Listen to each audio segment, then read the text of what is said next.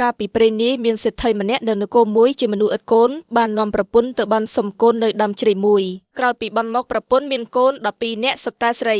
លោកបានកូនហើយសេដ្ឋីធាក់ខ្លួនជាអ្នកទាល់ក្ររកអាហារចិញ្ចឹមគ្មានក៏រទេះដឹកកូនទាំង12ទៅប្រោសចោលក្នុងព្រៃជ្រៅក្រោយពីឪពុកប្រោសចោលកូនទាំង12នាក់ក៏នាំគ្នាដើរក្នុងព្រៃទៅដល់នគរមួយជានគរយក្សស្រីឈ្មោះនាងសន្តិមាយក្សស្រីនោះមានកូនស្រីមួយឈ្មោះនាងកង្រី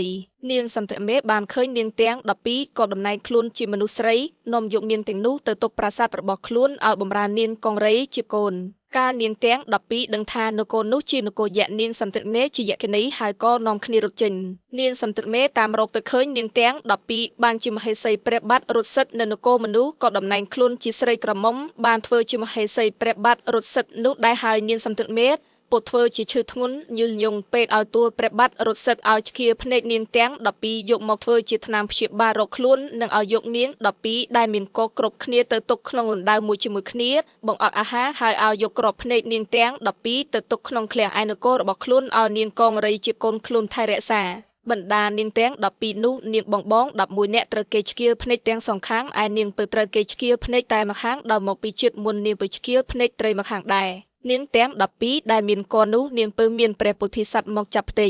វេលានាងបងកើតកូនមកភ្លាមគេហៅសត្វកូនចែកគ្នាស៊ីអស់ចំណែកនាងពើកើតកូនមកឲ្យឈ្មោះថាពុទ្ធិសែនហើយលាក់ទុកមិនឲ្យនាងបងដឹងចំណេការមកខាងក្រោយវេលាពុទ្ធិសែនធំពេញជំទង់ឡើងនាងសន្តិណេតដឹងថាជាកូននាង12ក៏ប្រើឲ្យជាសេះនងសម្បត្តិទៅឲ្យនាងកង្រីដល់ដាក់សក្តីថាបើពុទ្ធិសែនមកដល់យប់ឲ្យស៊ីទាំងយប់ដល់ថ្ងៃឲ្យស៊ីទាំងថ្ងៃហើយជាភពរបស់ពុទ្ធិសែននៅពេលជាសេះទៅដល់ពាក់កណ្ដាលព្រៃមហាឫសីបានឃើញពុទ្ធិសែនកំពុងផ្ទំលក់នឹងឃើញសម្បត្តិដែលចងនៅខ្សែកហើយសម្បត្តិចោលហើយសរសេរសម្បត្តិជាថ្មីថាបើពុទ្ធិសែនមកដល់យប់ឲ្យរៀបការទាំងយប់ដល់ថ្ងៃឲ្យរៀបការទាំងថ្ងៃជាមួយនាងជាកូនពេលដែលពុទ្ធិសែនទៅដល់នគរយក្សនាងកង្រីបានឃើញសម្បត្តិក៏រៀបការជាមួយពុទ្ធិសែនភ្លាមព្រះពុទ្ធិសែនបានសោយរាជនៅនគរយក្សមិនយូរប៉ុន្មានដល់នាងកង្រីថ្វាយដំណឹងអំពីប្រស្រីភ្នែកមេដាលោកនិងអំពីថ្នាំសម្រាប់ដាក់ភ្នែកឲ្យជាហើយលេងថ្នាំសម្រាប់បោះទៅកើតជាទឹកសមុទ្រជាភ្នំបានក៏ទ្រង់លួចរត់ចោលនាងកង្រីទាំងអត្រាតមកនគរវិញ